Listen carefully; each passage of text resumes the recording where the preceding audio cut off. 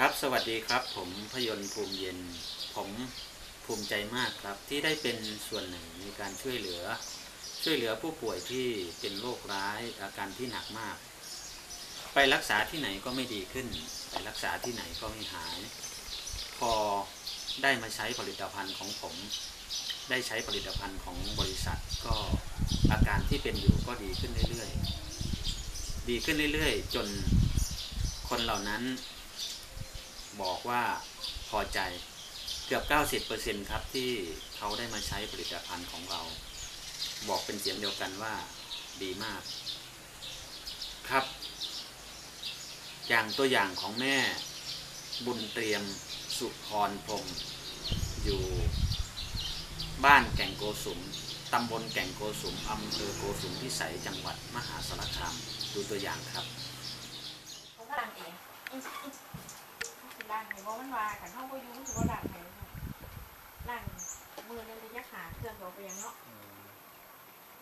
ต้นไก่เบิ่งไหวเด้อตัวเด้อป้าเป็นมันบ่เคยเป็นจังซี่บ่ได้ยายโอ้ยบัวแล้วเนาะมือธรรมดามือสวยคือหยังนี่เนาะฝันแต่บักคุ้งต้นเมียข่านี่เนาะยายก็ได้ฝันแต่บักจะว่าหลานมาเตรียมให้เห็นบ่นั่นสีแดงๆเป็นอยู่กับมันคงมาเตรียมให้มาเรียกเปียดๆไปจังว่าเนาะแม่หยังเพิ่นมาตัดกิดกันเป็นโตท่านประธานแกก็ได้เอายามาให้ยายแล้วก็อีกท่านเอาตัวมันครับของผมนี่อยู่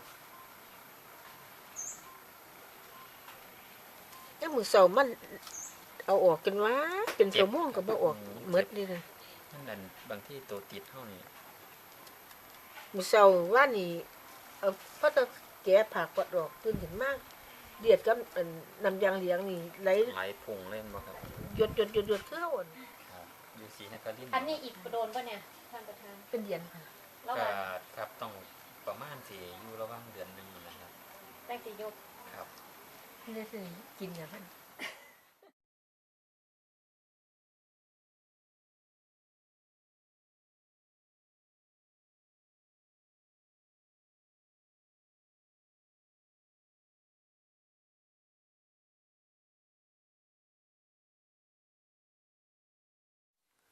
ครับขณะนี้เราอยู่ที่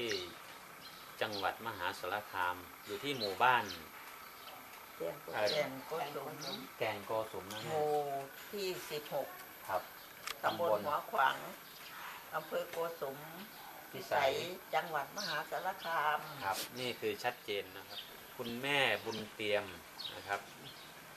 ประมาณเกือบ2 เดือนแล้วนะครับที่เราได้มาหาคุณแม่ใช่ไหมครับ2 เดือนได้นะประมาณ2 เดือนซึ่งคุณแม่นะครับป่วยเป็นโรคเบาหวานใช่ไหมครับเบาหวานแล้วก็เบาหวานเปื่อยด้วยนะครับแล้วก็เป็นโรคอะไรอีกนะเนี่ยความดันโลหิตสูงใช่ไหมครับอยู่ประมาณเท่าไหร่ครับ120-30ประมาณ120-30ก็ถือว่าไม่สูงนะครับถือว่าปกติอยู่ปกตินั่นแหละครับครับแล้วก็แม่ท่านมีสุขภาพไม่ค่อยดีนะครับเป็นหลายๆอย่างใช่ไหมครับไตก็เป็นด้วยนะครับซึ่งทางบริษัท Happy 99ก็เลยได้เอาผลิตภัณฑ์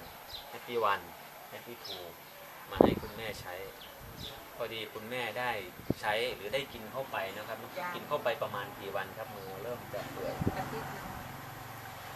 ครับแม่ได้ใช้ผลิตภัณฑ์2 ตัวนี้นะกินเข้าไปแล้วมือแม่บุญเตรียมก็มีอาการเปื่อยขึ้นมาครับอาจจะมีเลือด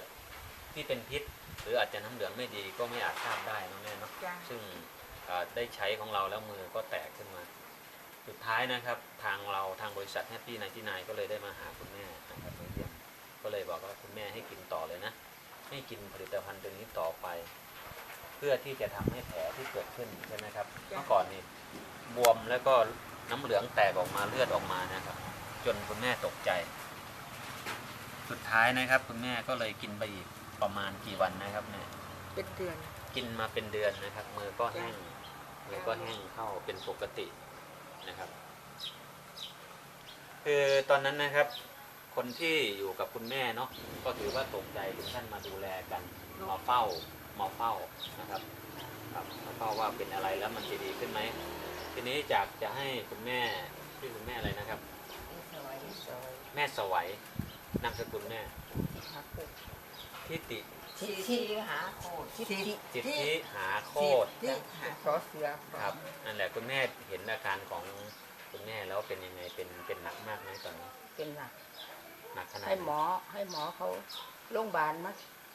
าดู มาดูแล้วก็เป็นเปื่อยแล้วก็เลยว่ามันบ่เศร้าดอกวางซี่ ครับ เลยไปหาหมอซ่าวางซี่สิไปโกสมกันถ้าเขาตัดก็วางซี่ ครับ ก็ไปโกสมเราก็ไปฮอดนี่เขาก็บ่รับก็เลยส่งสาขาม ครับ เลยไปตัดสาขาม อืมขาเนาะครับเนาะ จ้า ขอตัดขาซึ่งขานะครับคุณแม่ก็เลยโดนตัดเมื่อก่อนเนาะครับก็ถือว่าก็ดีขึ้นมาแล้วเลยครับจากการใช้ผลิตภัณฑ์ของเรา ทีนี้มือตรงที่คุณแม่เห็นนะครับมือเนี่ยตอนนั้นเห็นมือเปื่อยมากไหม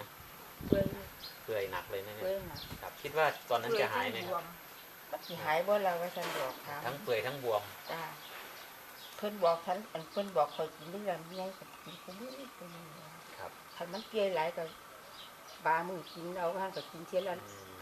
อันเอาก็วางที่บัดนี้ก็เลยมาเป็นหูกเตียกับน้ำยางเหลียงออกมา น้ำยางเหลืองไหลเยิ้มเลย ไหลนี่เราก็เป็นเลือดแยมออกมาเนี่ย ครับ ก็เอาผ้าก๊อดมา เอาผ้าก๊อซพันแล้วก็เช็ด จ้า ครับ พัดล่างเอาหยังมาใส่กับกันมาคอยเป็นมาคอยหยุบลง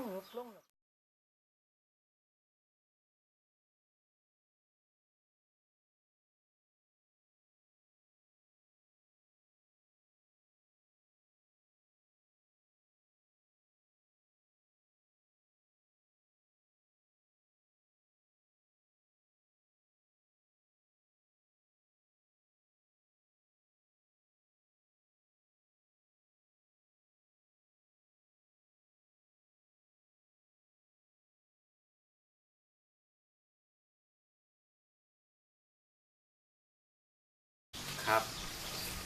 แม่บุญเตรียมสุพรพรหม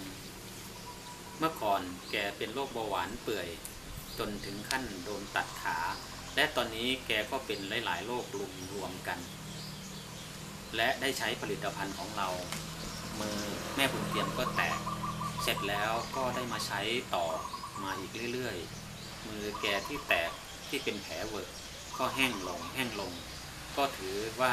ตอนนี้แม่บุญเตรียมแกก็เป็นปกติ ถ้าทุกคนทุกท่านไปเห็น